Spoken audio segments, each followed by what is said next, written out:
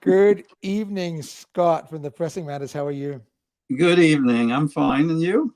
I'm very well, thank you. Just another gorgeous day here in Victoria. And Yeah. how's life in Maine? Did you have any lobster rolls yet? No, I haven't had the lobster roll yet, but I've had clam chowders, haddock bites, shrimp, mm, mussels. Wow. Yeah. Yeah, it's a lovely, lovely part of the world, isn't it? How close Yes. are you? How close are you to the water? Oh, it's right across the street. Yeah. I can walk. Really? Yeah, like 20 seconds. Now, where are you staying? You staying with your mom, or you staying with your No, sister? I'm staying in a family home that's on the beach here and in Wells Beach. So it's a cottage that we kind of made into a year round. And Isn't that My lovely? mom is in a home. She has her own apartment and stuff. So that's one of the reasons I'm up here Oh, to very make nice. sure she's So you've been having a settled good in time all with your right. mom, and that's great. Also, she's Yeah. recently moved into the home. Yeah, she recently moved into it. Is she enjoying it? Yeah. She met some people? Yeah, she's starting to meet some people. That's Um, nice. Her apartment's comfortable. The place is beautiful. So yeah. That's great.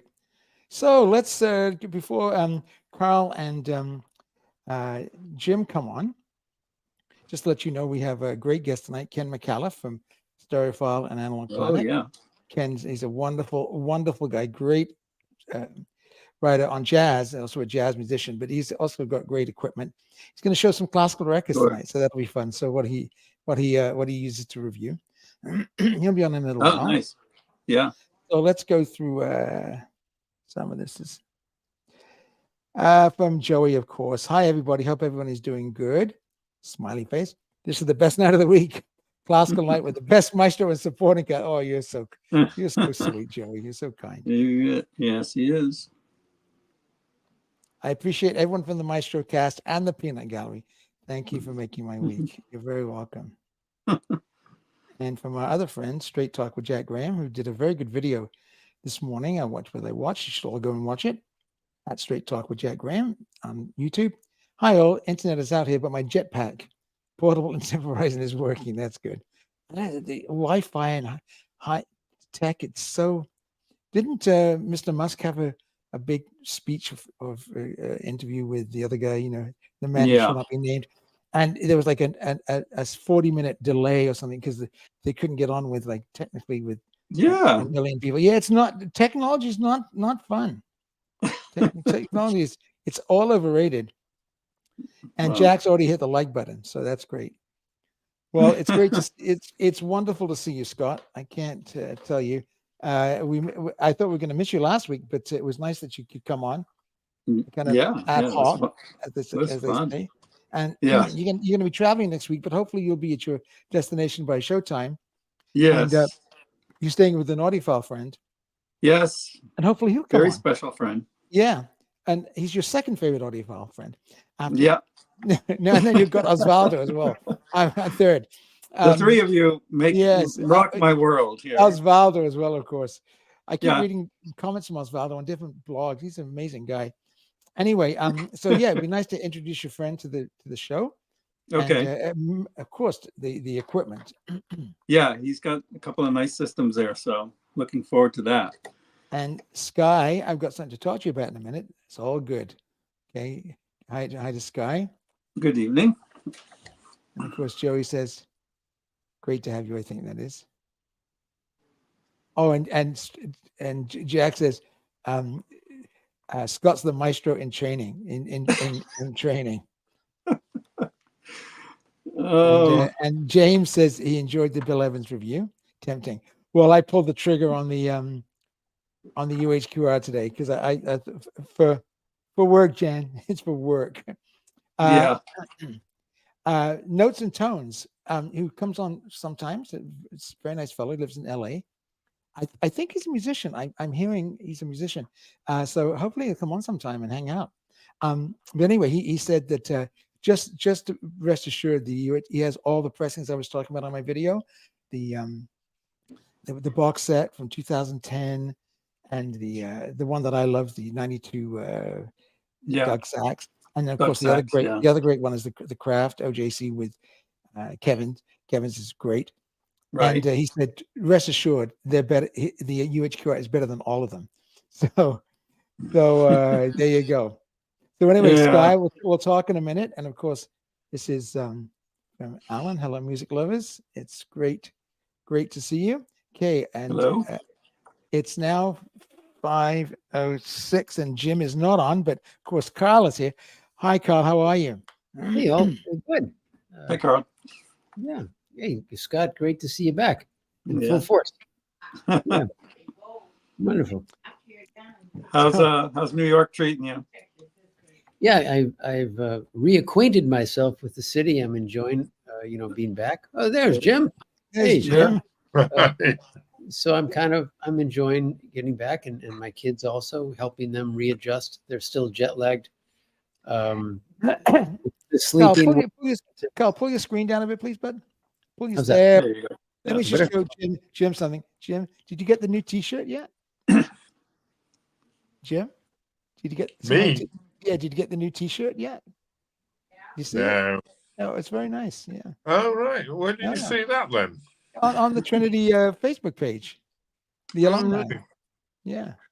Oh. I think I'll pass on that one. Oh well, you didn't ever graduate, did you? Okay. Hey. Of course I did. Andrew from Oz. Oh no, that's SSP. Sorry. Well, I'll do SSP. Any favorite recording of Bach cello suites? Jen, Starker. Yeah. could you get the Bach box set in there? We've talked about this before, SSP, but you may not have been here. So this is the one that we all love. I think I have. Yeah. Jen, Bach, that's it. Right. That's the one. This is the Speaker's Corner edition. It's still pretty expensive, but it's very, very good. There is an Analog Productions one. It's very expensive, about $200. But it's very good. But that is just outstanding. I think it's 3 records, beautiful pressings, very rare, and it's very rare in its original form. Oh yeah, impossible. Yeah, I found definitely. that once. Go ahead, bud. I was gonna say. Oh, you got it too? Okay. Carl, show it, Okay. Carl. I mean, now I'm back home. I can show off sometimes. I love this. This is what really my daughter listens to this little 5-year-old and loves it. So and I said she must know what you're talking about. I got a story about that. Go ahead, tell us. One time years ago when I was up here in Maine, I went into this little shop and it was like tube electronics, like old radios and stuff like that. The guy repaired them and he had a box of records.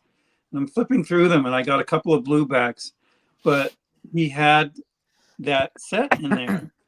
And I was like, oh my God, it was like $15. I bought it.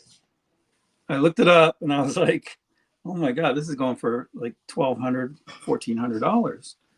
So I wasn't quite into that music yet. I was collecting Mercuries, but more of the big orchestral pieces. And I sold it to a collector in Japan for like $1,400. And I knew the Speaker's Corner was around. So, well, Jim, you're gonna have to come up with very special tonight. He's just he's regaling his $1,400 profit stories. Okay, just to add to SSPE, Sky, our wonderful Sky. Hopefully, he'll come on later. I do love Zula Bailey. Yeah, she, I can't remember if it's a male or female. Great. That's right. Bailey. And also, of course, Casals. Jeremy says Casals. You can't ever go wrong with Casals. And Jack says Starker's office was 4 doors down from Louis Davidson, his trumpet teacher at IU. So yeah, there's other questions here. I just want to get to one before we do our intro. Andrew from Mars. I've not seen Andrew for a while with that fantastic ID. The Tilson Thomas, the Tilson Thomas Rite of Spring. I like Carl's painting behind. Carl, have you gone to his house to see the new paintings? I did. He invited me over to meet some friends and stuff. And yeah, he's always doing new things. And what's his name so people can check them out? John Phillips.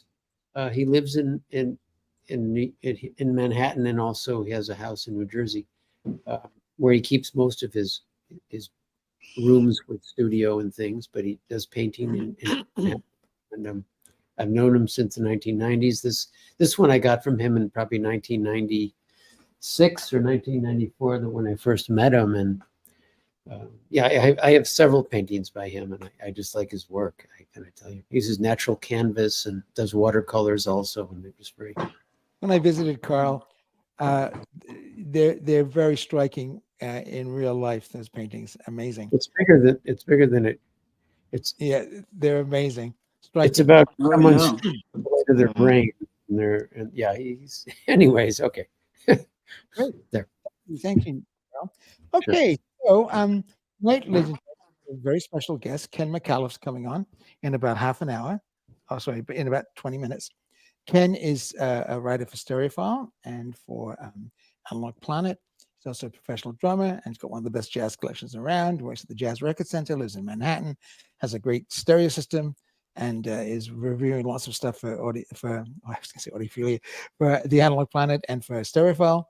And he's coming on, and he's good friends with John DeVore, and uses John DeVore speakers, and we'll talk about his Shindo equipment and stuff. So we've got lots to talk about. So Ken's coming on in a bit. So have your questions ready for him, guys, okay? And of course, we treat our guests with utmost respect, as I know you will. So please comment lots, which you're doing already is amazing. Ask lots of questions, and don't forget to help the channel. Please like and subscribe and all that jazz. And don't be shy, jump on. Tonight, the link will be going up after Ken's been on, because we've got a kind of a full house. And then I'll put the link up, and then first one that jumps on gets it. I liked Jack today, who's been on every week, which we love. And I've called him and given him a link because he's pinch hit for us. But Jack was on his video today, and he's so nice. He always does shout out to the show and Audiophilia, and he goes, and once in a while I pop on a show on Wednesday nights, and I to Jan. Jan starts laughing. Once in a while, the guy's on every bloody week, which we love, Jack. I'm not complaining. We love to see you. We love it. So no, it was just so cute. It was actually a very good video on the Bill Evans stuff that's coming up. So please go to Jack's YouTube channel and see it. There's also a great video out today from Scott of the Pressing Matters about the boxes, which I bought 6 of them. They're just amazing. From what are they from, Scott? They're from Bags Unlimited, and they're a 12-inch LP record storage box, moving in storage boxes. Fabulous, really well constructed. I use them for moving, for storage, for display. I'm using them for 20 years. And I told him, I said, I'd like to do this review for you. I didn't get anything out of it. I just wanted to do it. But you did a great review. And it's getting tons of hits because people love storage solutions. They love them for vinyl. Yeah. And this is great. I've got them for I call it the overflow. As Scott calls his the vault, because his vault. And Jim's going to be Jim will be ordering a couple of these boxes, I think. Jim, how are you doing? Did you go up to Liverpool again, or have you been? No, I'm going next week, and then I'm going to Edinburgh and stuff. So I'll be on my travels. I won't be going to any shops for a while, I think, unfortunately. But I've got an interesting thing for you to start discussing today. Yes, I know. I had not forgotten that. I didn't put it on the rundown because you guys don't read the rundown anyway, you buggers. But yeah, when Ken's gone and everyone's just back talking to purely classical, please bring that up and we'll discuss it, as they say. Talk amongst yourselves and discuss it. So we've just got, just to let you know what we've got coming up. On the 28th is John Stratton, and he's got a little surprise for everybody. So that'll be fun. And he's from Pure Fidelity Turntables. Oh, and wow. I spoke to a Facebook friend of mine, Robert Wynn. He's principal flute of the Royal Philharmonic Orchestra. He's a professor at Cologne University School of Music. Now, Robert is northern from Manchester, I think. Lancashire or Yorkshire. He's a real straight shooting guy and really wonderful. And he's a wonderful flute player. And Jim, I'll tell you this story because it's funny. He was at the Academy when Jim and I were at Trinity, and the Academy is just up the road. It's a brilliant, fantastic place. So Robert was there, and I was going out with a girl, an oboe player, Jim knows it. And I told Robert this story, and we went to a concert, and Robert was playing the Mozart D major. Right, beautiful, difficult. And Robert played it absolutely beautifully. Then he left, and then he went to the Royal Philharmonic. But about a month later, and I was with this girl, and a month later, the girl and I broke up. It was not a pleasant breakup either. It was not very good. And she looked at me and said, "And by the way, Robert's a much better flute player than you are." I thought that was hilarious. Robert just laughed, and he fell off his stool laughing. That just shows you some people, they just want to just get it and give you the gears. Anyway, so Robert's coming. He'll have a lot of good stories. But he left the Royal Philharmonic because the pay and the holidays is just ridiculous. And we've talked about that. And then, of course, Robert Wolfie's coming on. He's my friend from the Cleveland Orchestra, where they've just signed their new contract, and they have like a $300 million endowment, and it's just a different way of life. Robert, what am I saying? The first rehearsal with the Cleveland Orchestra, I've been doing some coaching with Robert and working towards some auditions, and he called me up. And he was crying. He was like, "Anthony, they're playing Petrushka. They just ran it through. It was perfect." And he just couldn't believe that the Cleveland Orchestra could just like start the piece and finish it, and it was flawless. And that's what when you go to one of the great orchestras, what they're like. So Robert's coming on, and I'm working on Steve Hoffman. I know you guys want him. Steve's challenging to get a hold of, but he's a wonderful guy, and hopefully he's going to come on. And Beth's going to do a return appearance because she was such a big hit. So we got lots of guests coming on, and that'll be fun. Let's remove that. Oh no, I've just got to do one other thing. So new releases, not much. I've got the Bruckner box coming, so that we'll do some videos on that. But this is a new recording live by Daniel Barenboim, who had a lot of illness for the last couple of years, and he's kind of making a bit of a comeback through the illness, which is great news. A great conductor, conducting the Berlin Philharmonic, doing the Symphony in D minor by César Franck, which is making a big comeback. I mean, the last 5 or 10 years, there have been some great recordings. It's a fantastic symphony. Do you guys know the César Franck Symphony in D minor? Oh yeah, Jim knows it. Do you have a good? Do you have a favorite recording, Jim?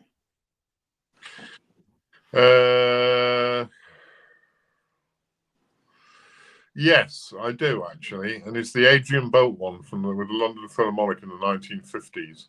Wow! And it's absolutely dynamite. I mean, he really hammers through it, but it's really well done.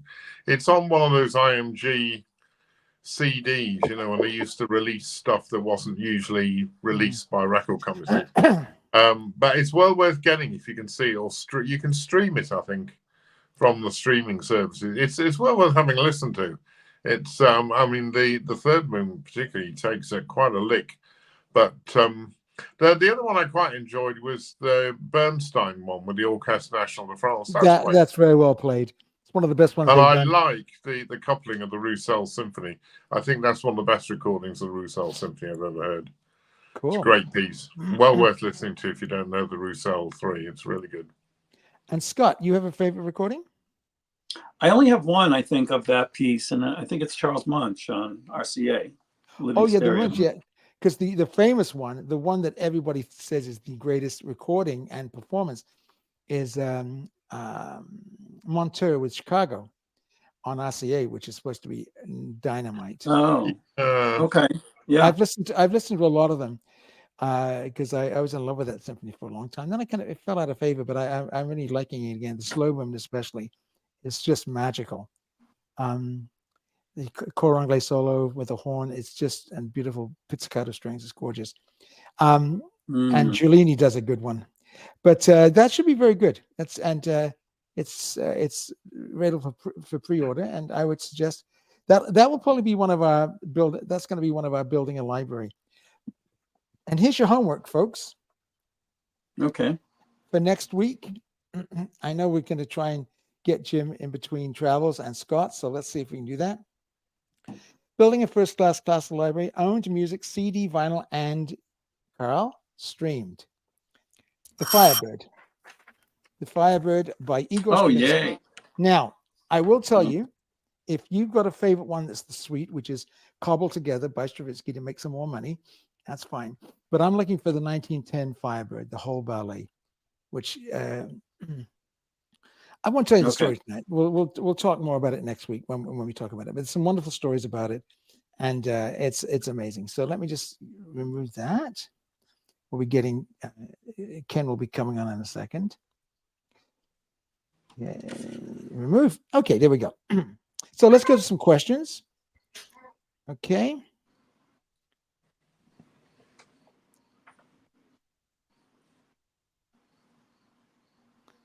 Okay. This is from Flaming Groove listeners. Hi, Flaming Groove. How are you? Jim, could you read that one, please? Have you an opinion on the Philips box set Complete Symphonies of Mahler by Bernard Haitink and the Concertgebouw Amsterdam? I think it's from 1972. What do you think, guys? Well, I've always been very... I love Haitink's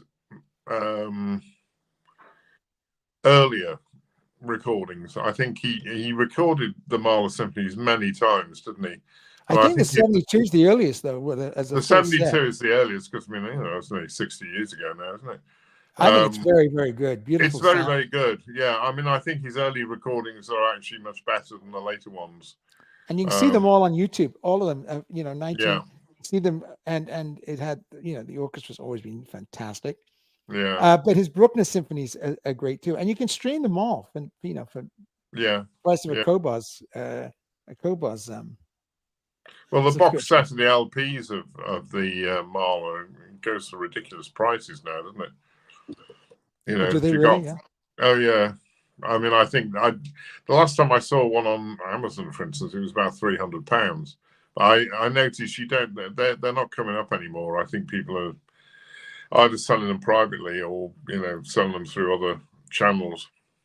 Well, I'm just doing a video on the Firebird for one of the best of the best series, as they call it, and I want to. Scott will know which one it is straight away.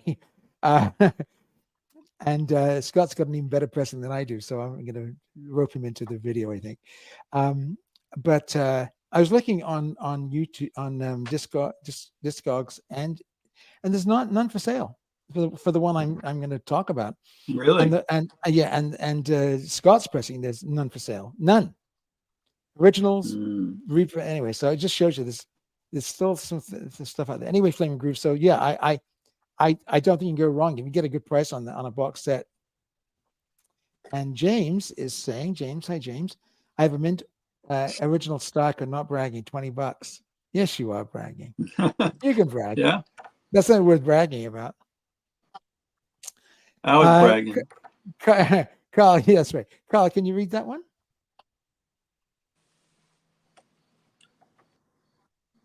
You're muted, bud. You're muted. A much less known set of the Bach cello suites that I have enjoyed is the recording by Antonio Janigro, a fine cellist who should be known better. I think you're right, Jim. He's very, very good. I don't know a lot of his work. Jim, do you know Janigro? No, don't know him. I've got a few things by him on RCA. Yes, that's right. Some of the old RCAs. Jack says, I'm just the bench guy. No, Jack, you're the superstar, buddy. Okay, let's see what else we got here. Jack also says, Bags Unlimited has the best shelf record dividers. Now, be careful, Jack, because you're going to get that Scott from the Pressing Man as another idea for a video. Well, they should be happy with that. They'll probably send me some more stuff to review. And Joey says, Scott, here's a question for you, Ben. Scott, do you have a copy of the Firebird? Yes, I do. I do have many. Yeah. One of my favorite pieces. So we'll go into it deeply next week. No guests next week, so we'll have time for about half an hour on the Firebird. I've got about 10 recommendations for you, but I've got one that's a doozy, as they say. And Loki Teo evening, and it really is evening where you are, isn't it? You're there in Gymland, but I think you're up there. I think he's well north of you, Jim. I think Loki Teo's in. I think he's in Northumberland or something. Anyway, it's good to see you. Good to see you, Loki Teo. Yeah. Here's Andrew from Mars, who I think enjoys controversy. He likes to shock us, as they say. But of controversy on HVK book in a box, 1 to 3 digital, and yes, I've got it ordered, Andrew. I'm looking forward to getting it. And the multi-track Lost or Doesn't Exist for 4 is okay, 5 is good, 6 is pretty ordinary, so only 7 or 8 are excellent. Are they worth it? Well, I'll let you know as soon as it comes, Andrew. I'm going to do a goodly long video on it for $500. I want to get some mileage out of the damn thing. Yeah, you better. And, yeah, and then I'm going to give every recording a really close listen to, and if they do the digital like they did for the Giuliani, it'll be wonderful. I mean, the Giulianis are wonderful, but Bruckner is incredible. He's my up there my favorite composer with Mozart. But there's the Study Symphony, and then there's Die Nulte, which is the early Study Symphony, which are cute, they're quite good. Then there's 1, yeah, it's good. 2, 3 is quite good. 4, something happened to Bruckner, maturation wise, and the symphony is just remarkable. When he brings the horns back in the end of the first movement, and there's that build up crescendo, the part I'm talking about, Jim, and they come in triple. He graduated as a composer from someplace to someplace else. I mean, if you believe in God, then God had a little chat with him, because I'm not kidding. It's incredible. 5, I love it. The Philharmonia with Klemperer is my favorite recording on CD. It's very good. 6. I've scored a ticket for Rattle and the Bavarian at the Proms on the 5th. Oh, you bastard! Are you kidding me? Oh, I've not heard him Livestream it. Say, hang on, Simon. Here's my buddy Anthony and Scott and Carl. Yeah, Livestream. Yeah. Ask him if they actually met him or not. We'll know. Yeah, were you in New York? You blew off my friends. I can say, yeah. Did you meet this funny little fella in New York? Weirdo at the farmer's market. Yeah. Yeah, the farmer. He was buying his onions, and you weren't very. Jim, we want a full report. Yeah. Now, what do you think about Bruckner 6, Jim? I think it's. I heard Muti do it in New York years ago, and it was one of the best concerts I've ever been to. And the New York Philharmonic played out of their skins. Before that, I never really thought it was one of the finest Bruckner symphonies. But when it's done well, it's a great piece. I don't think the Carry-On recording. I've got the Carry-On recording, and I don't think he does the 6 very well at all. I think that's the weakest one of the whole cycle. I'm not a fan of the 6, but I'll give another try. I will for the review, of course. Well, this whole thing. I think it's probably worth listening to the Gunter Vant one as well, because I quite like Gunter Vant's Bruckner. He has more of a sort of an overall arching idea of the feel of it. And we went to hear it with Dochnani, didn't we? That was Bruckner 6? The 5th. No, that was the 5th. Oh, was it the 5th? That was 5th, and it was absolutely magical. Yeah, it was fantastic. Just amazing performance. That was fantastic. So that's great. I've got the slide up for Ken's. He'll be on in a second for Ken's YouTube channel. So what else we got here? Andrew says, do you know the story of how Stravinsky got the Firebird gig? Yes, I do. And I'm going to tell the story next week. Or maybe if you write it out a little bit, I'll read yours, Andrew. Or come on. You've been on before. Come on and tell the story. But it's a good one. It's funny.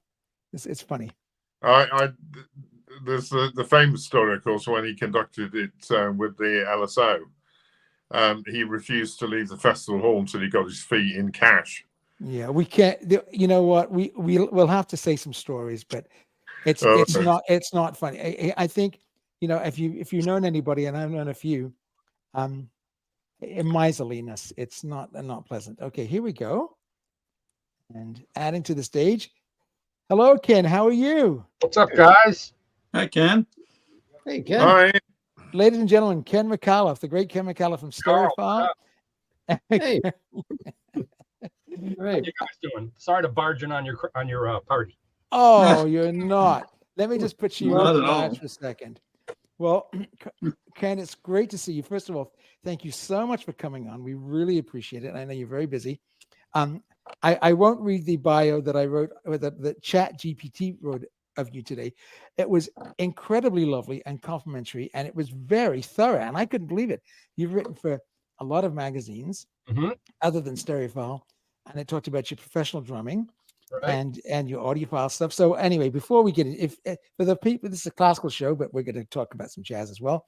And if you don't know Ken, Ken is one of the best writers in our field. He's I know but he's too modest. He won't like this, but I'm going to say it anyway. Has a great YouTube channel, and I'm going to put that up right now. And I want you to all log on and subscribe to Ken's YouTube channel. Thank you, Anthony. Oh, you're very welcome. And it looks like this. It looks like that. Jazz vinyl audiophile. Illustration by John DeVore. Oh, John DeVore. He's a really multi-talented individual, John. John was on our show a couple of weeks ago. It's amazing. So that's Ken's address. Please subscribe. Thank you. And follow his videos. Now, Ken, you were surprised when I noticed that you went to 25 frames a second, right? You remember that when you changed your video, and you were really shocked that somebody noticed that. But your videos are getting better and filmed. And do you get Jana to edit yours as well? No, I have a friend named Jeremy Elkin who is a really great filmmaker. He did a film called The Streets Are Silent, all about hip hop, and he's a professional filmmaker, and he made me buy a better mic and all kinds of stuff. Well, it shows. Your videos are terrific, and you just did a video because it's just come out, the UHQR, and I succumbed and ordered it today for the Right. Waltz for Debbie, and also Sundays at the Village Vanguard, and you did a great video of the comparisons. So one of the things I love about your videos, Ken, is that you're a professional musician, and I don't care what anybody says. I think when you're a professional musician and you have ears of a professional musician and you've made your way in the business, sometimes you hear things not better, but differently than other people. And I think you bring that to bear on your reviews. So tell us how you got started. You live in New York City, lucky Right. man, same as Carl. How did you get started, and what got you into music in the first place? I visited my sister. I tell this story a lot. In 1978, the first day I came to New York, and we're walking down the street, and she says, Miles Davis lives down that street. And I sort of knew who he was. So I walked down the block, and he was standing out front of his building. And I said, do you mind if I take a photograph? And he went like that, like a king. And I took his photograph, which I still have. And then I went home and started listening to Miles Davis records. And one thing led to another. And I studied with a former Berklee College of Music instructor, and eventually came to New York and failed, and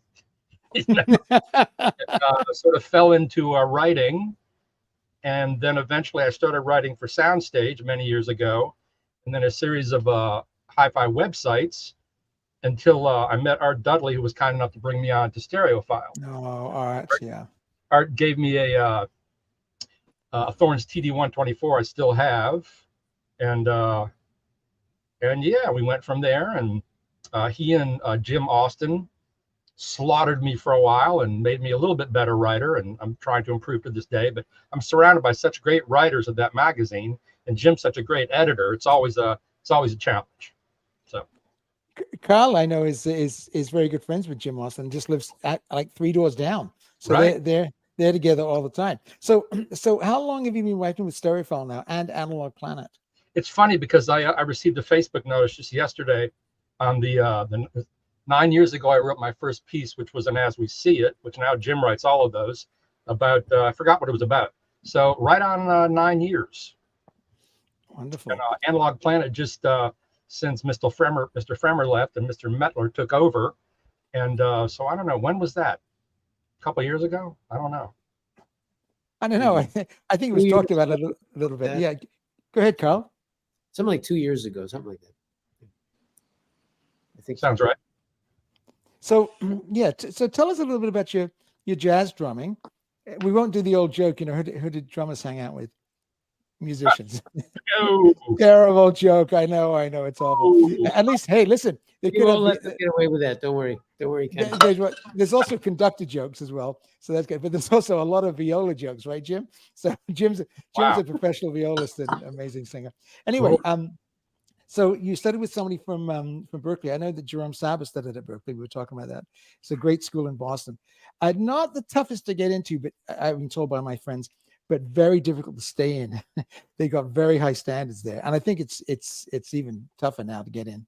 Well, I just studied with an instructor who was in North Carolina at the time, and to try to get my jazz chops up. Then I came to New York and studied at a school that was called the Drummers Collective for a couple of years. Okay. With a wide variety of teachers. 2 have since passed. But I just wasn't. I was slowly losing the spirit to do it because you're dragging drums around in a cab at 4 a.m. and Oh God. that's before all the clubs had their own sets. And but I still did, intensive listening, and I played a little bit around town.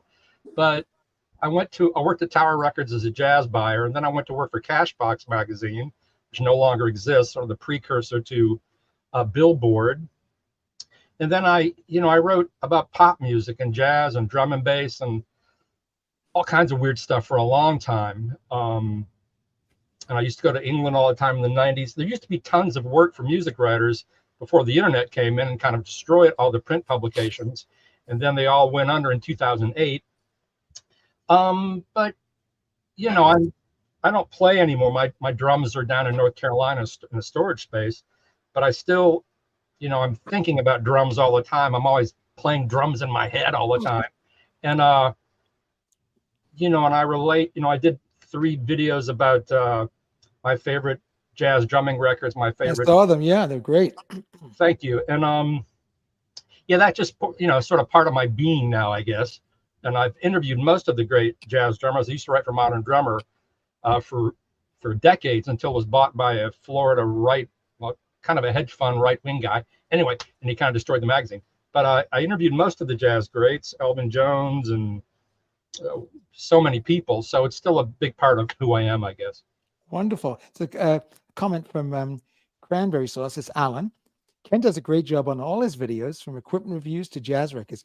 His ECM one was very good. Thanks a lot. And James says, "Yeah, you got a fan club. I told you, Ken."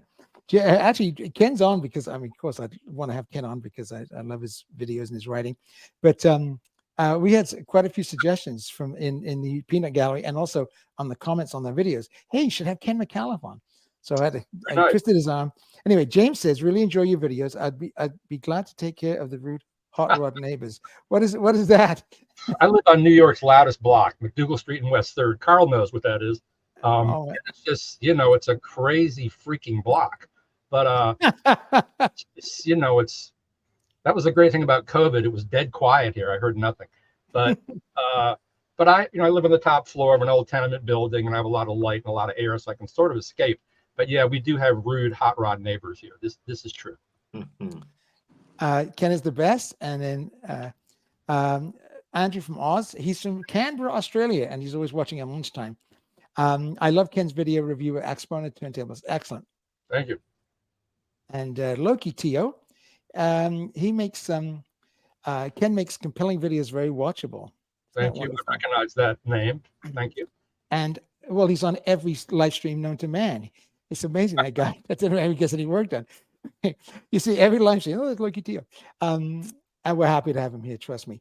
And Arthur Halcrafter's Kitchen and Audio Lab. I don't know this gentleman, but welcome. I'm sure you're here to see Ken. Proud member of the Jazz Vinyl Lovers Facebook group. Now, what is that? That's a group on Facebook. I was the first person to create a jazz vinyl only group on Facebook back in 2015, I guess, which is hard to believe. But it's about 13,000 people from across the globe, and we just post jazz vinyl album covers all the time. And it's just kind of a forum, and occasionally it gets out of control, and it's kind of like running a kindergarten inside of a prison. It's a little bit crazy, all these fanatic jazz people, but it's really great. And you get to see records that were never released in the US,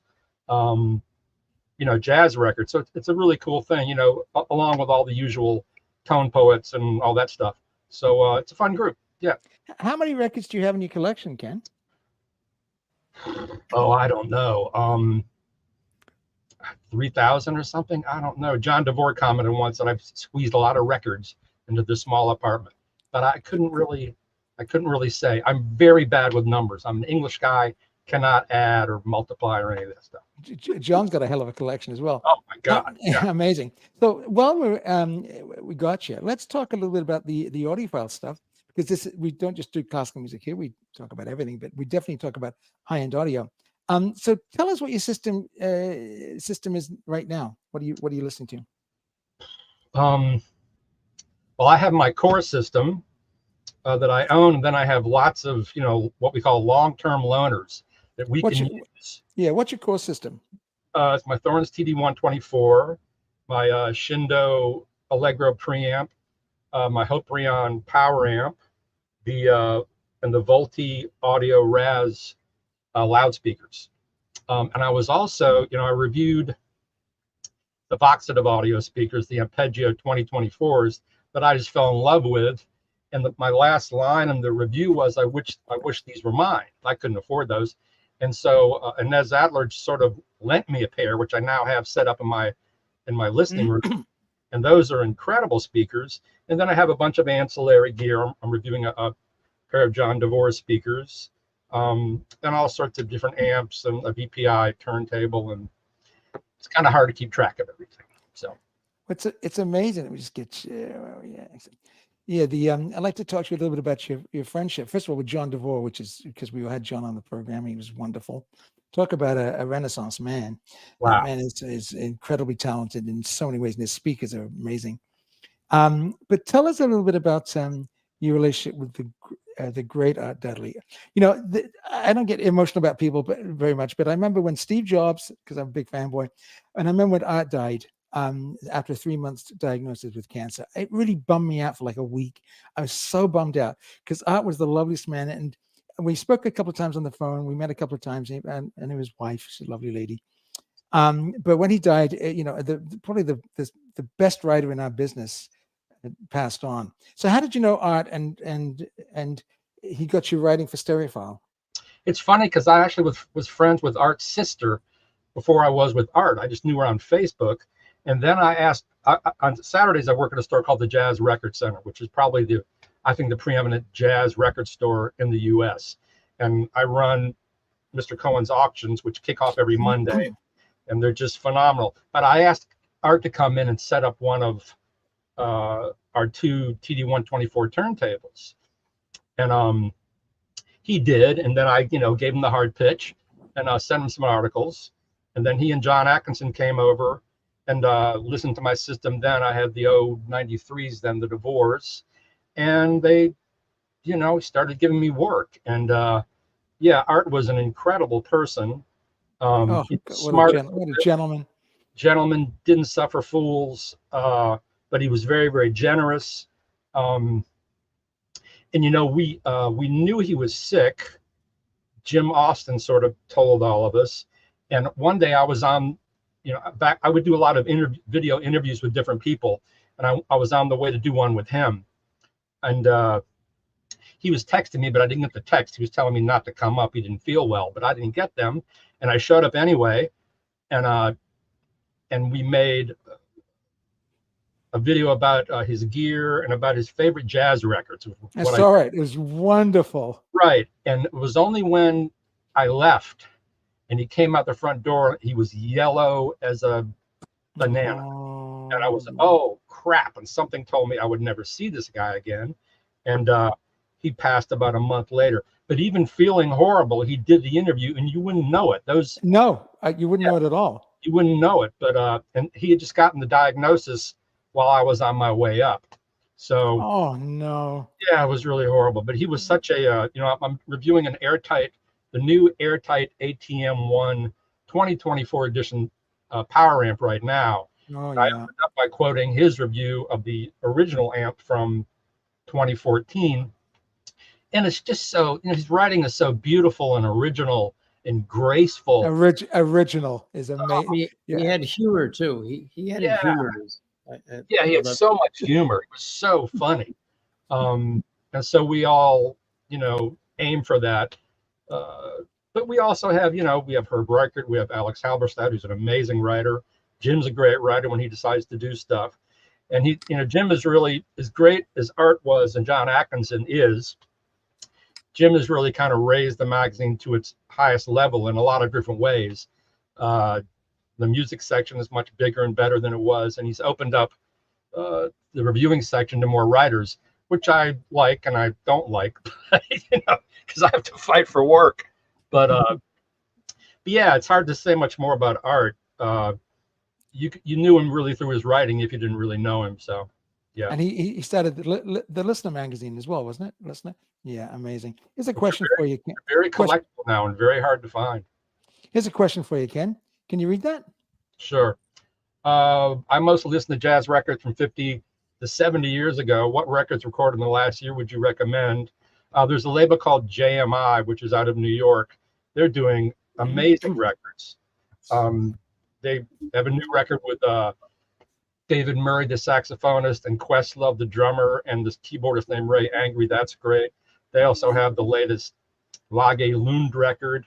They have a bunch of really cool records. Also, Blue Note continues to put out great records by Emmanuel Wilkins, Melissa Aldana.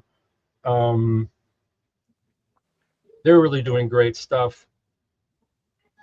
But otherwise, I think the jazz world, as far as records go, as people buying old records and reissues in Tone Poets, I just read about a new Prestige is doing a new 5 or 4 LP Miles Davis box. I saw that, today. So you and I must get the same PR. You and I must get the same PR. Right. It's very hard for go ahead. a modern musician to contend with the past, unfortunately. Well, they should, SSP, you should definitely buy Jerome Saba's records. They're amazing. I agree. Vintage especially is knockout.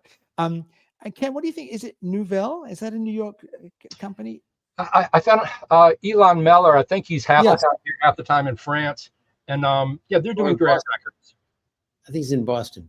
Oh, he lives in Boston. Okay. But they're by subscription only. So it's hard for people, unless you want to pay the upfront subscription price to get those, even though he's done some great records. Yeah, I've heard some great. Carl's reviewed a couple. Yeah, Ken, I think we might have met the first time at one of his Monkey House events when he had the starting of that new company. Wow. In Boston, right? It was him and a couple of musicians from various sorts, and it's a very nice event. And I believe that's how I met you the first time. Oh, could be. Yeah, I have a bad memory, but yeah, we've run into each other a few times. I know that. I've seen you. I came with Jim Austin. I think I remember people were drinking whiskey and smoking cigars at the end or something. Yeah, that's a John DeVore thing. Definitely pull out the cigars, right? Okay. And show off the watches if you have fancy watches. He was there. I'm always doing that with this. Got one of those, John. John may be watching. Hey, John, please come on again sometime. We have some people coming on for a second visit. We'd love to have you on again anytime. Right. Ken, tell the story about the 12K auction of Blue Train, if you can. Oh my God. We do these auctions every week because Fred is, I guess he's getting close to 80, and he has all these amazing pressings he's been collecting. He's been in the business for 40 years. And these are records that aren't sold in the store. And Cardello. That was, after he sold it, there was sort of pushback. And I against that being the original first pressing. His reasoning was it was an NY23 Blue Train, and it was the last record in the 1500 series. Is that right? No, it was the last record in the NY23 series, and perhaps the last in the 1500 series. I get a little confused myself, but people kind of challenged him that it wasn't the first pressing. But obviously the people who buy these records know, because we have these people are very educated, obviously. They've been following Fred since the 80s. Fred used to type up auction booklets and send them out around the world, and he's a real expert. And when it sold for that amount, I put my hand over it and I said, "You're not going to guess what this sold for." And I moved my hand. And he was shocked, and that's maybe not on that level, but that's happening on a regular basis now, where these, like a copy of Tommy Flanagan Overseas went for $6,000 a couple of weeks ago. Something went for $3,000 on Monday. And if you ask Fred, why is this happening? He's like, I don't know. You know, Fred's very matter of fact. But, you know, all the records he sells on the auctions are, unless he says otherwise, they're mint, they're pristine. I photograph everything, and I don't touch them up. I don't do anything. And they're just, when you hold one of these early Blue Notes in your hand, you know, they don't look like it. They're works of art. They don't look like anything else. The colors are different. They're just amazing, you know, objects of 1950s and 60s art. And so they have a real cachet. And I think there is an investor class getting involved with buying these things. And I had often thought that with all these reissues and the popularity of Music Matters, which are also going through the roof, and Tone Poets, that it might affect the price of auction adversely, but it's done the opposite. Crazy. So, and that was just a crazy fluke. Here's a question for you. Let me just see if I can get. This is the record that, James is talking about. The Rufus Reid presents Kaylin Cardello. This is Michael Fremer's executive production, and absolutely superb record. The kid is he's a wunderkind. He's a Juilliard student doing jazz. Rufus Reid's a professor at Juilliard, bass player. Just two of them, bass and piano. And did you review it, Ken? I absolutely loved it. It's on our Audiophilia Dream list. It's digital recording, but it's fantastic. What do you think? If it's opposite on my channel, I thought the best thing about it was the piano sounded incredible. It's one of the best recorded pianos I've ever heard. And I thought, go right ahead. If it's opposite than mine, that's fine. He sounded like a good young jazz pianist, but I didn't think he set the world on fire. I thought it was weird that Rufus Reid presents, but there's no photo of Rufus Reid anywhere on the record except the side of his face. I thought that was strange. Oh, that's right. Yeah, that's right. It's covered by the bass. Right, and I never noticed that. And I thought the bass recording was a little weak. I don't know. And that's okay, Ken. Good. So there you go, James. You know, James, I loved it. Ken thought it was incredible good. piano. Yeah, and it's hard. I think it's very talented. Rudy It's Van talented Gogh. lad. Yep. But I'm not sure if you can stream it. But it was mastered by Bob Ludwig, his last one, and I think it's wonderful. But anyway, have a stream if you can before you buy it. Has any of the other guys have you heard the Kaylin Cardello record? Carl, have you heard it? No. I do have a question for Ken though. Yes, I've got I'm coming to the Carl question. knows all the inside dope. He knows all the inside secrets to baseball. He does. And Jim will have a question for you in about 27 minutes. So just hang on a second. Okay. Okay, Carl, go ahead, buddy. Well, just a quick, it's a rare chance. Bring your screen down, Carl. Bring your screen down. There we go. Oh, there we go. Okay. There we go. Yep, perfect. So, Ken, you're a drummer, you're a jazz drummer, you probably were a rock drummer. I always have this interesting talk I want to have with someone who's a good drummer or has knowledge of drumming about Ginger Baker. I think, if I'm not mistaken, you understand the historical importance of him in rock and how it went in jazz and so on. Could you say something about that? Because I always struggle trying to explain to people the importance of Ginger Baker. It's funny, because his hero was Phil Seaman. And if you ever hear Phil Seaman, which his records are very hard to find in the States, you could tell he was really cloning himself after Phil Seaman. It's bizarre, but he did it in a rock context. I mean, and I grew up with that music and memorized all that stuff. And I guess he's the first great rock soloist, because it's funny. I saw John Bonham solo just recently on YouTube, and it just wasn't all that compared to his incredible thunder grooves and his creativity in a groove.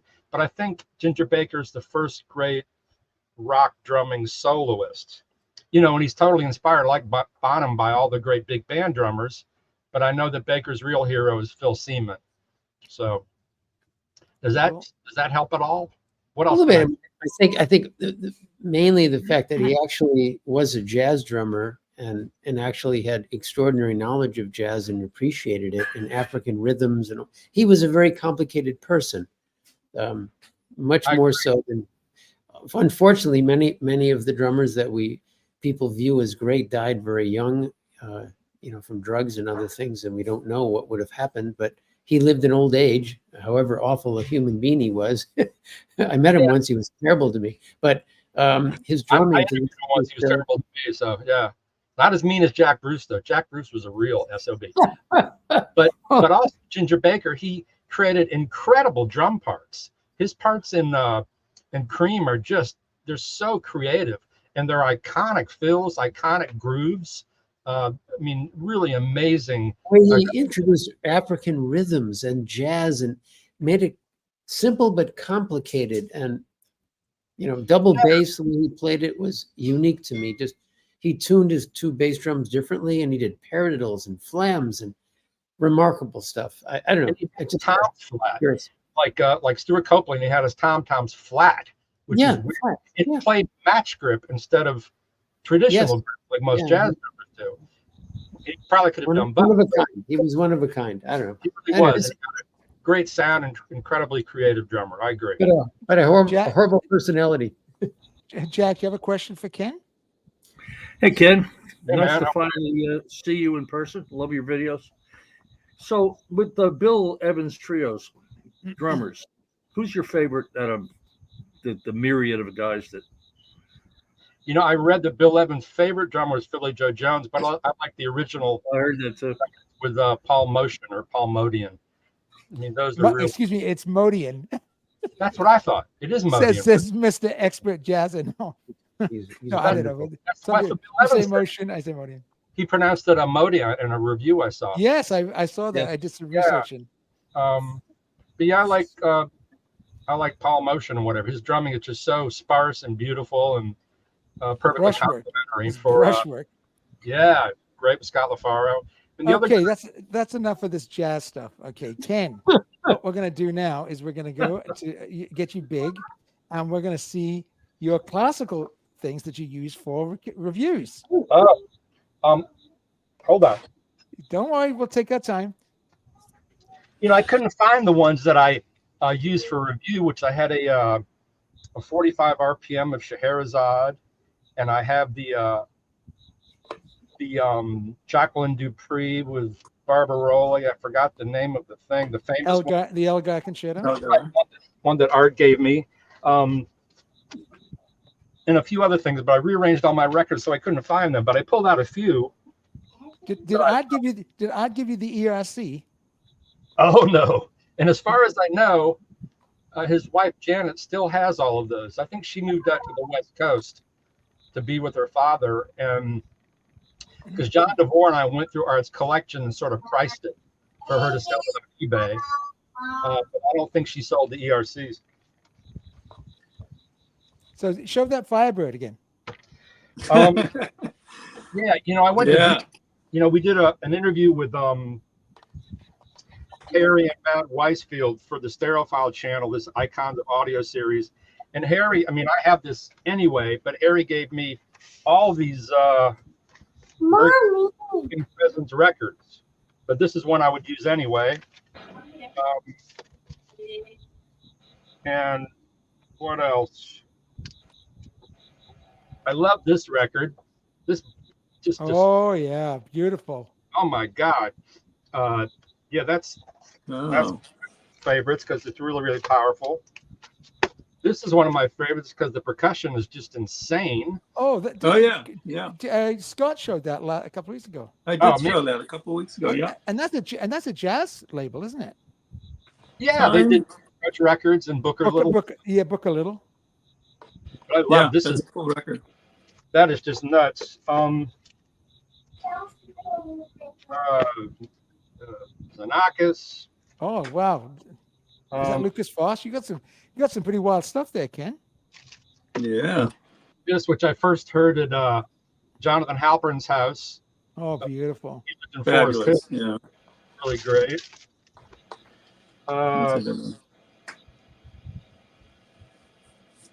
That's probably the main things I actually listen to. I have other stuff here, but Just the stuff Harry gave me, I haven't had time to really listen to yet. But Beautiful. You got Nice. some great. You got some great stuff. You got some great classical stuff, there. I Yeah. don't need much else, honestly. Listen, Ken, I cannot tell you what a pleasure it is to have had you on. thank you. I want you to come on anytime. You don't need an invitation. You can just jump on when we post the and if you've got new classical records to show. But if you want to talk jazz as well, we could sit and listen to you talk jazz all day. There was a couple of questions just before you go. Alan said, "What's your opinion of Joe Morello?"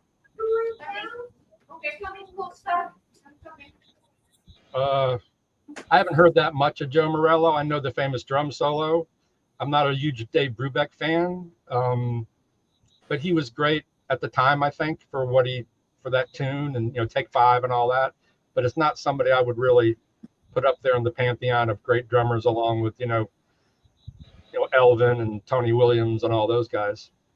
Amazing. Arthur said that he's posted a lot of his classical finds on Freeform Fridays and Jazz Lovers Forum. That's great.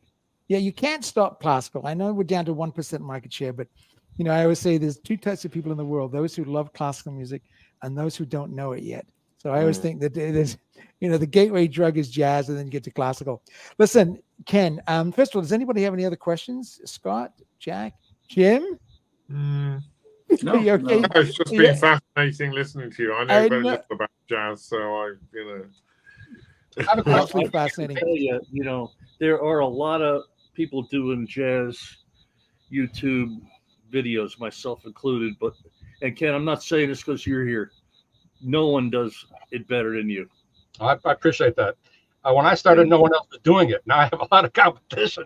And Well, Yeah, but everybody is talking. knowledge. Everybody is dark and put a talking. shingle out. You know what? Like I said, knowing the music, having some musical training, it's like what you know, right? And the people who don't have musical training, they don't know what they don't know. So we can't tell them that. Just like I'm not a doctor, or I said to my wife once, "Oh my God, I wish I could play like Jack Nicklaus." She said, "Give Jack Nicklaus a flute, see how he does."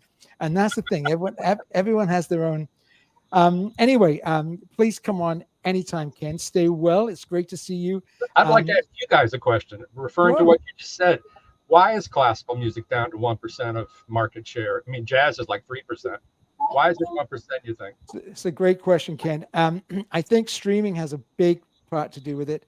I think that it's always been, when Andre Previn sold 25,000 records on EMI, that was a massive hit. Like, it's a massive hit. And then the writing was on the wall when Claudio Abbato's Brahms cycle sold 600 copies, and Wolfgang Schwallisch's Philadelphia Symphony Domestica sold 10 copies. I mean, it's just streaming.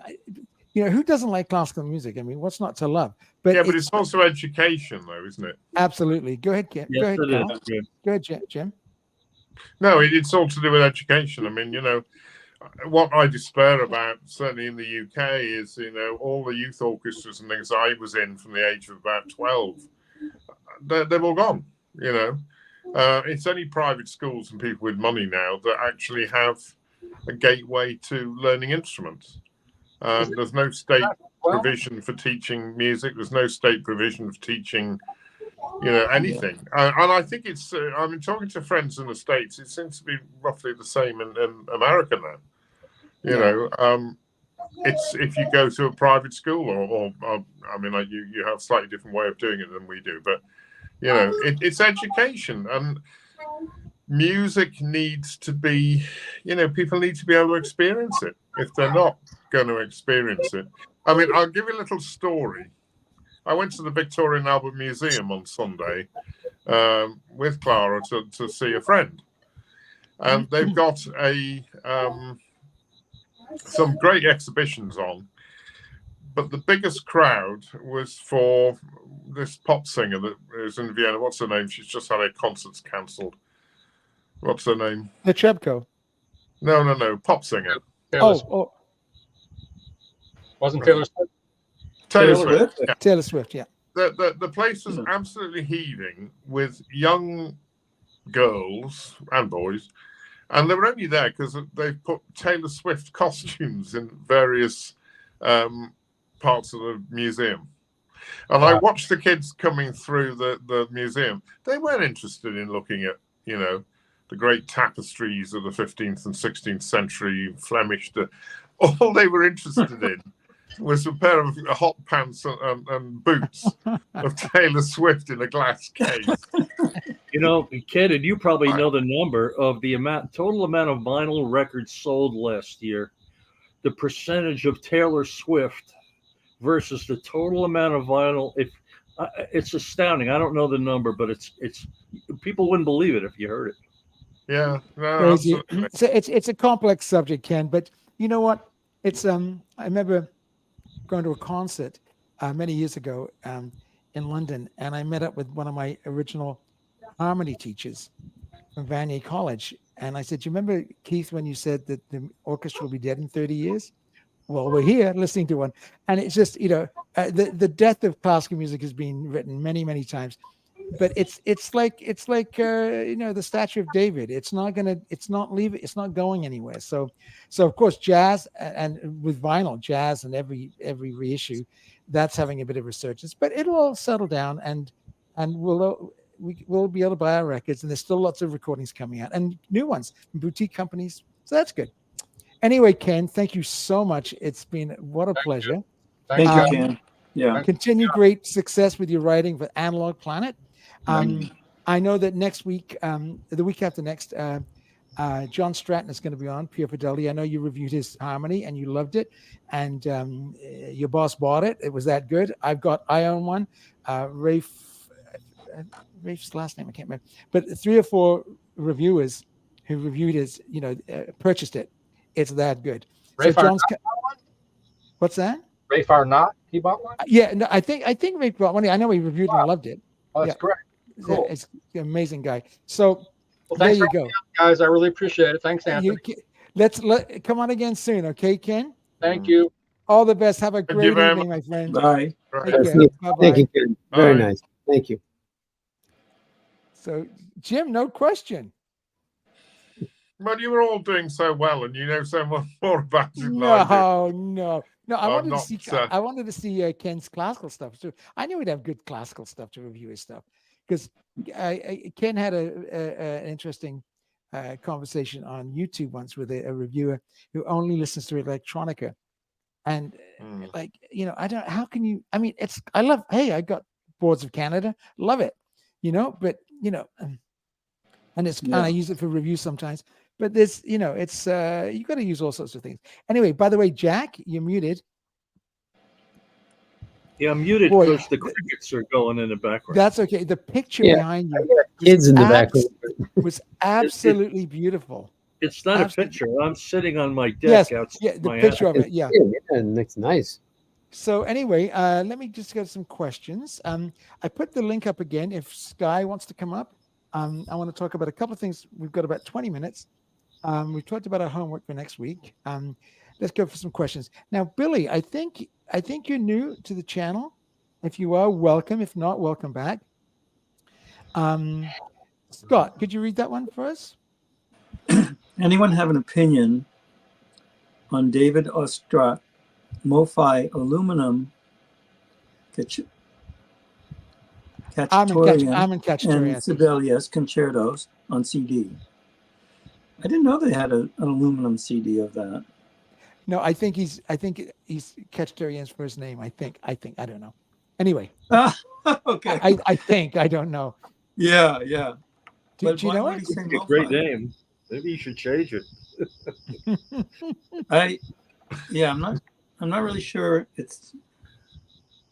I'm not really sure what he's talking about. And Scott, it's aluminium. Oh yeah, that's right. Aluminium. That's right. No, it's aluminum, isn't it? It's In Armin, America, right? it's aluminum. James says, absolutely correct, Jim. Unless children experience it at home or in school, they will not take the time to listen. Absolutely right. We talked about this before. Absolutely right. Yeah, it's true. And then I'm not sure if Ken's still watching, but Cranberry Sauce, Alan said, I got John Abercrombie's Timeless after seeing Ken's great recommendation. Wonderful. It is. He's Ken's is the most wonderful guy. And his videos, and he's another one. He's devoid of ego. He just does lovely stuff. Someone just came up. Oh, here he is, Sky. Hi, Sky. I got something to show you. All right. Good evening, all. I'm going to put Sky on full in a second. I just want to just show Sky something. So this is what I purchased on Sky's recommendation. This is the London. It's 6385, CS 6385. It's the Janacek Quartet we'll talk about in a second, and Haydn string quartets. Now, of course, Beethoven's amazing string quartets, and his other student, Mozart, did great string quartets. But I think the Haydn string quartets are incredibly good. What do you think, Jim, of Haydn string quartets? Oh, yeah. Well, if he was the father of the string quartet, wasn't he? He emancipated the cello, as everyone used to make us write at college. Oh, that's right. He emancipated the cello. I don't know quite how the cello felt about being emancipated by Haydn, but anyway, there we go. So, Sky, thank you so much for that recommendation. You are absolutely right. It's a lovely, lovely record. Great sound, beautiful. It's actually it's also made in England. Yeah, it is. Which is interesting. So, like a made in England. Scott? What about that? It's a made in England London. Yeah, all of the, well, not all of the Londons, but the majority were pressed at the same time as the Decas. Oh, that's right. That's right. Then it says printed in the USA. That's right. So, Sky, yeah. you were spot on. Let me ask, Scott, do you have that record? I don't, and I looked on Discogs to see if it was released in the Stereo Treasury series, and it's not. That's the only way to get it. No, it hasn't. It wasn't. Yeah. Yeah. And Jim, do you have that record? No, I don't. Oh, I see. So it's only me and Sky. No. Actually, Sky, I went to. I went. Can I get your first name? Am I allowed to have your first name? Sky is actually good. It's my first name is Ur, but it's I don't want you to butcher it, so it's okay. Sky's good enough. It's a lovely name. Anyway, so yeah. I go by Sky, so that's good. No problem. Jim's other name is Ocean. We got Sky. We got Ocean. Carl's is Caves. We got Caves. Anyway, sorry. Anyway, it was a wonderful recommendation, and I think. Tell me what you think about the record. Why did you recommend it? Well, Haydn Quartet, I think the Haydn string quartets is one of my favorite. I think I'm going to show another one. Which is the Patre Quartet. This is from the Hungary, the Qualitan Quartet. Jan, get Discogs up. Sorry. This is That's really beautiful. This is really another good one. It is.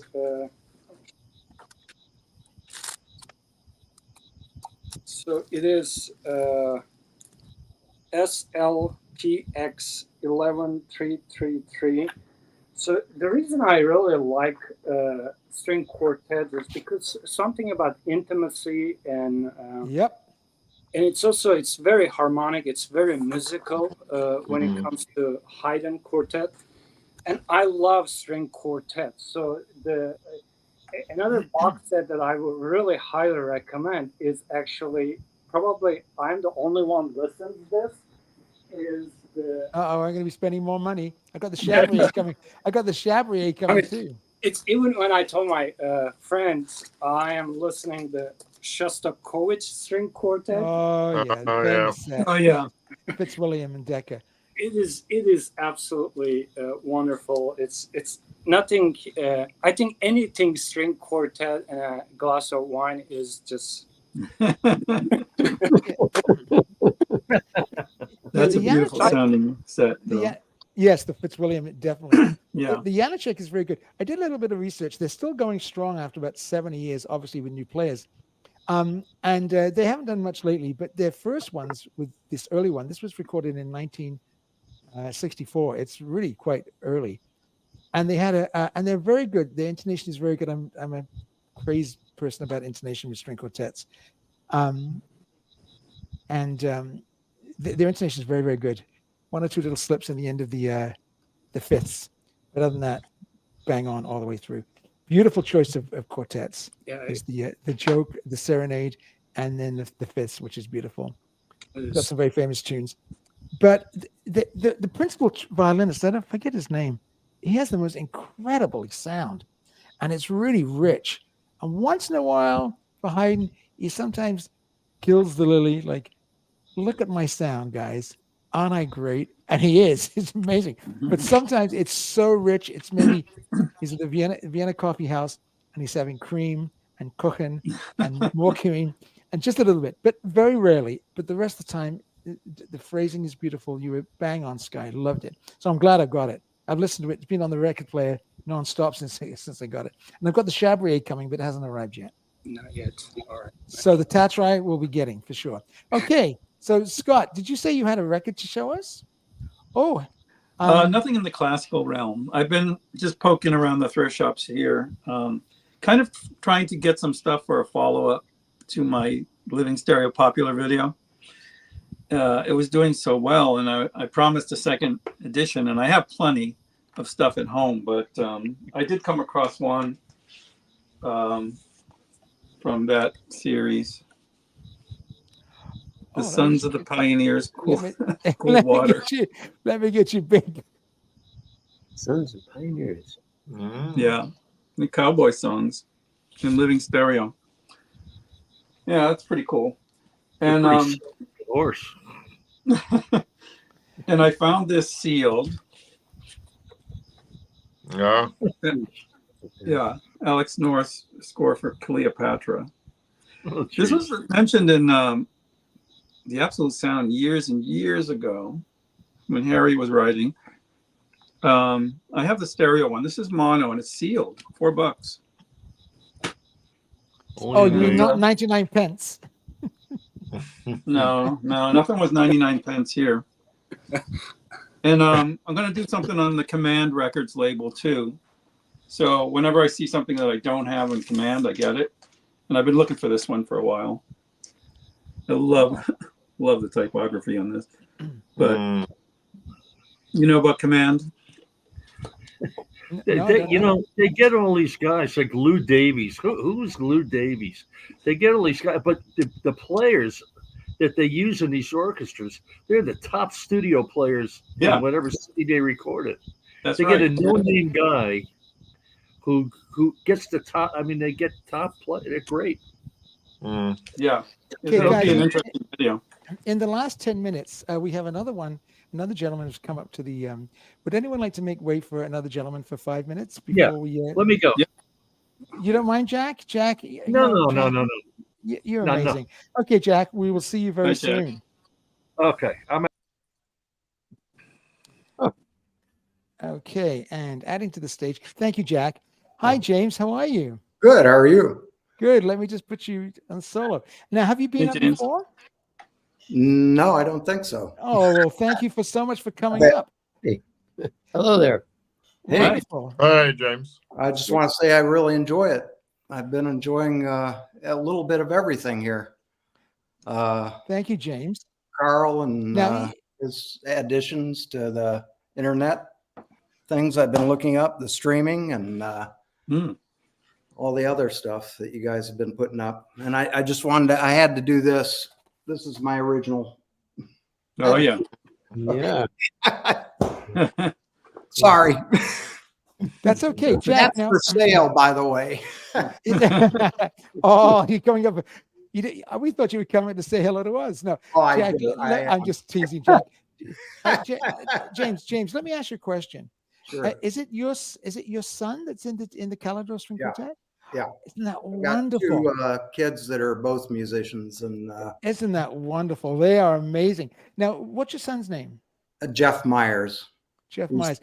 He's first violinist in the group. How did he start the Calidor? They were all at Colburn, California. They all met Estelle, the cellist, and Jeff started a quartet and eventually changed the quartet to Jeremy and Ryan, and that made the Calidor, and they took off from there. But wow, their Beethoven is knockout. It really is. I'm glad you like it. I appreciate it. I mean, spreading the word. And I also spoke to Jerome Saba, who came on last week, or 2 weeks ago, and his recordings are exquisite. I know they are. I mentioned to my son. He said he was going to call him and try. Good. I think you mentioned it in the peanut gallery.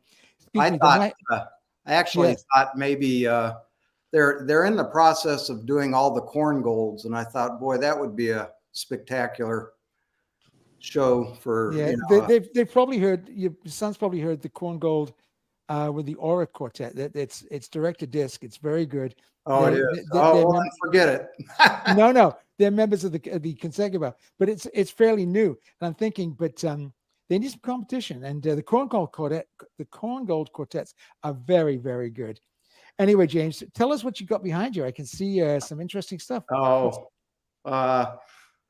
they're just Magnapan 3.7s and Just magnify. no, yeah, well, my son got me into this.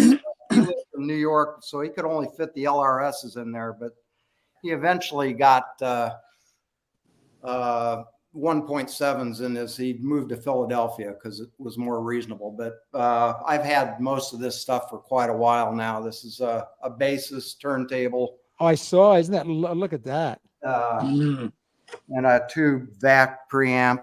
Well, actually, it's the integrated amp. VAC makes fantastic stuff. And digital side is other, just an Oppo. I don't listen to too much digital. I stream Oralic streamer. And Oh, nice. So you got good stuff. Yeah. The Magnapans Yeah. are fantastic. They really are. They are. Postal Playboy says, "Show more records, James. Flex on us, bro." I wanted to show you. I just hang on.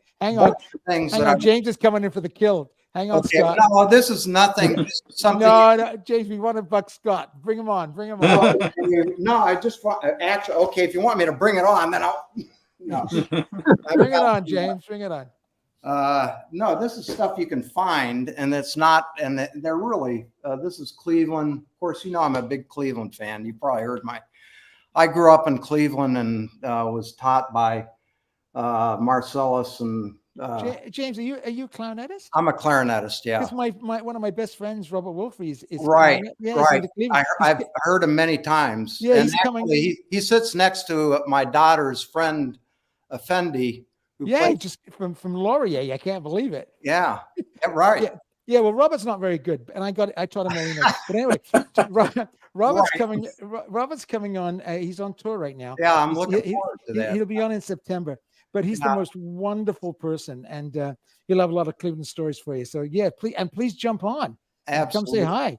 So Absolutely. so when did you study with Marcellus, and did you study at the institute? Just briefly, and then I actually started with Alfred Zetzer, who was the bass clarinet player. He was really a good teacher at that time under Zell, and this was back in the 60s when I was in high school, or middle school to high school, or junior high to high school.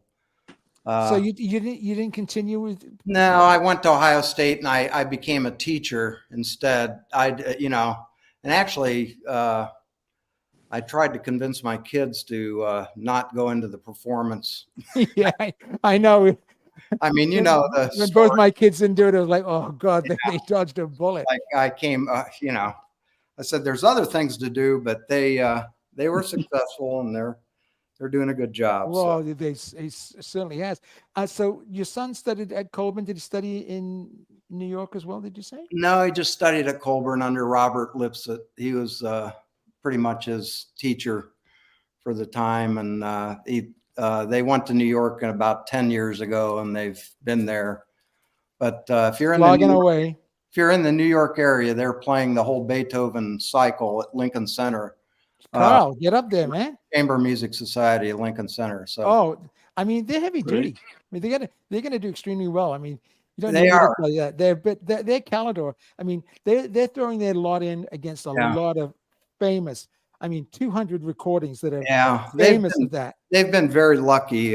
They studied with Emerson for quite a while, and they took him under. And they studied with Alban Berg for. They've Emerson and the Berg. I mean, they've had the best training. Yeah. I mean, strict too. Sky is a string quartet aficionado. Sky, you should stream the Calidor Beethoven, late Beethoven. They're very good. James's son. That's wonderful, James. I'm so glad you came up. It's nice. People are getting brave and coming up now, and you studied with Marcellus. We love to hear all that. Well, that's no big deal. Marcellus. I actually came up. I wanted to thank Jim for bringing up that about, I was an educator, and I'll tell you, it really, it is important. If we're going to solve this, we really do have to get this back into the schools. Yeah. It's really, We do. Well, the first thing that gets cut, it's phys ed and music. It's ridiculous. I saw the slide over. I taught for 36 years, and it was a gradual slide, and that's how I start. I went in fourth grade. I went to see Lewis Lane conduct the Cleveland Orchestra. For our fourth grade. That was eye opening. I mean, before then, I didn't really listen to music much. So, did you teach music in school? Yeah, that's what I did. I taught. You did. Oh, that's right. I think I taught the middle or junior high school, and that's right. You're going to heaven. Yeah. That's right. It's like one of our writers, Harry Curry, he just died. He's in his 90s. One of the greatest musicians I've ever met, and he's an incredible writer, an incredible musician, singer, jazz. And I said to him, Harry, one time, I said, "What is the most difficult thing you've ever done?" He said, "Oh, it's very easy. Grades 7 and 8, instrumental music." That's it. It's the toughest thing. And I remember doing some master classes at a school when I first got back from England, had to make some money. So I took some students in Lachute, Quebec, to Ottawa to see the Cleveland Orchestra do Tchaikovsky's Fifth. Oh. And with Dochnani. Okay. And the children came out, and one girl who was very sensitive says, "Mr. Kershaw, that's the first time I've ever experienced music the way it should be." She had tears. It just made I was so happy. And I'm still on contact with that girl, was it 40 years later, 45, 50 years later on Facebook. And she never forgets, and she just loves classical music. It's life-changing. Yeah, I think for quite a few kids, it's, especially kids that have never heard anything. There's nothing more magnificent than 110 people playing instruments on a stage. I mean, it's really, especially the Cleveland Orchestra. Yeah. Jim and I, I'm gonna, and I just bought tickets to yesterday.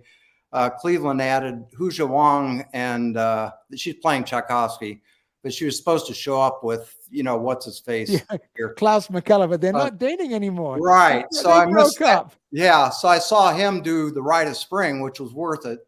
And then, but they're doing an all Tchaikovsky program next year, and they just put it up. So I'll get to see her. I saw her when she first started out at Aspen, when she subbed for somebody, and she was like 18 or so, and she's the real deal. She is. When you go to these concerts, please come back and give us a review. Absolutely. I know that Jim's going to see the Bavarian Radio Symphony with his good friend Simon Rattle, and Carl's good friend Simon Rattle, doing Bruckner 5, and Jan and I went to see Daniel Harding do Mahler 5 with the Bavarian Radio Symphony. Wow. And I'm not sure who my favorite is, the LSO or the Bavarian Radio Symphony, but both those orchestras have such character, and they're so brilliant. I mean, completely different orchestras. Records are great, but nothing like hearing it live. So no. Well, we're just about done for tonight. Sky, thank you. Stay right there, James. Sky, thank you so much for coming up and making those recommendations. I'm going to be getting that Tatrai immediately, if not sooner. Thank you. Good night. Scott, you'll be back next week, and hopefully from your friend's house, and show us some equipment. James, it's so wonderful to see you. Thank you so much for coming up. Thank you. Everyone's saying thank you in the Peanut Gallery, and love your equipment that you have there. And it's great to see a middle school teacher. Oh my God.